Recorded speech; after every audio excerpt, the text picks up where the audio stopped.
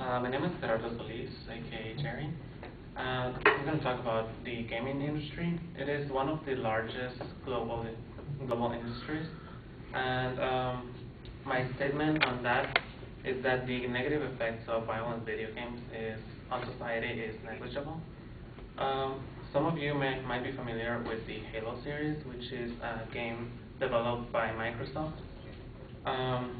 Brian Dudley from the Seattle Times posted some numbers on the Halo series, and for those of you not familiar with that game, it is one where the player takes the role of a soldier and basically fights against other gamers with the purpose of annihilating them, basically, in a virtual manner, using all sorts of weapons, machine guns, hand grenades, even running them over with a jeep. All these sorts of activities are considered make it a violent video game, and the controversy comes when people think that this will lead to an increasing crime rate in society. The numbers posted by Brian Dudley were based, just to give you a reference, are $2 billion generated by this series since 2001, 34 million Halo games sold prior to Halo Reach, which is the latest version, 20 million gamers of Halo 3, and 3 million copies of Halo Reach, the latest version, sold in just the month that it was released. Now, if indeed it increased crime rates, then we would have a large increase on these, since so many sales are being done on these games. And my claims to support that it's negligible, the increase of aggression, are that it basically does not, gamers do not act out what they play. Also, the games increase aggression in other forms, not just because they're violent, and the benefits outnumber the negative effects of the violent video games. As a gamer myself, I know that I don't do what I do virtually. I don't go around shooting people, even if I am aware that it is a game and I don't act it out in reality. The crimes that have been related to games are minimal in comparison to other crime rates. And also, if we have a sales increase and it was related to it, then we would also see a crime increase. And according to the USC Law Enforcement and Safety Division, USC saw a drop in both violent and property crimes in 2009, and their crime rate has been decreasing since 2006. This is relevant because we're looking at university students, and that age group is one of the biggest market for these kinds of games. We also have teenagers that are increasingly playing these types of games. And the Virginia Youth Violence Project by the University of Virginia shows that violence in schools has decreased since 1994 from 130 per every 1,000 students up to go down to 40 per every 1,000 students in 2007. It also shows that homicide rates in schools have decreased, and it shows that juvenile violence is not increasing. We also have the Office of Juvenile Justice Delinquency Prevention stated that the juvenile violent crime index arrest fell for a second consecutive year and is down by 5%. This is showing that the crime rate on this type of age group is not increasing in the way that the sales for these types of games is increasing.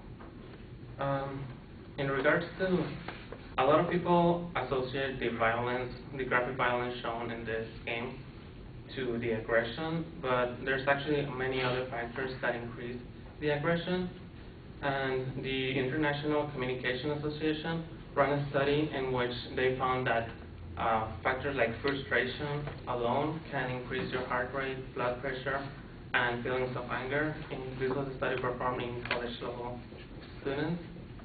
And we also have that the benefits outnumber the negative effects, meaning that the video games are also used for stress relief, and The Texas A&M Associate Professor Christopher Ferguson concluded that violent games could also reduce the stress and the depression for people that play it with limited amounts of time.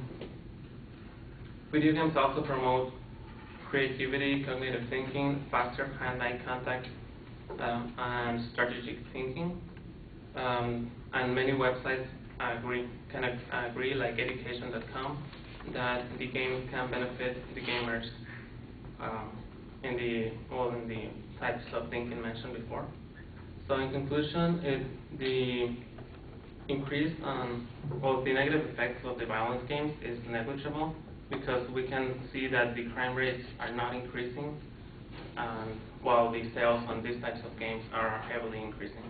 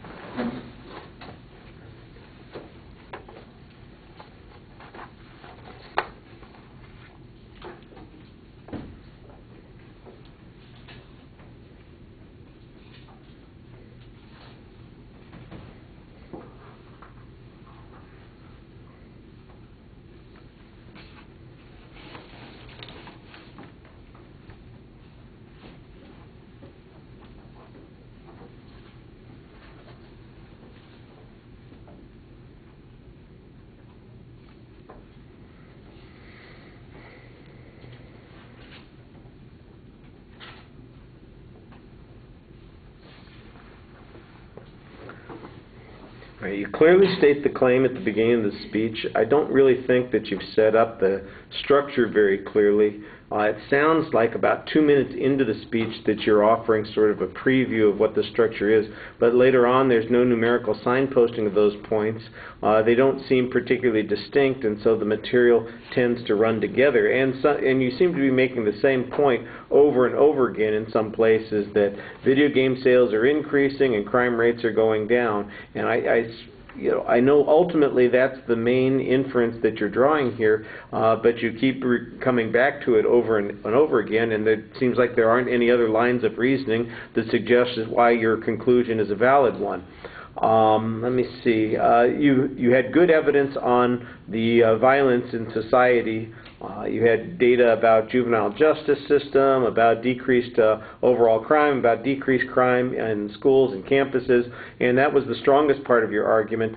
Now, at the beginning, you had some information about the widespread sales of Halo, but that was the only game that you were particular on, and I don't know if other violent video games have been increasing at the same rate. It seems to be an assumption on your part, and I think that this would have been a good place to have some follow-through, especially since it is your main way of reasoning. You really need that data on that point.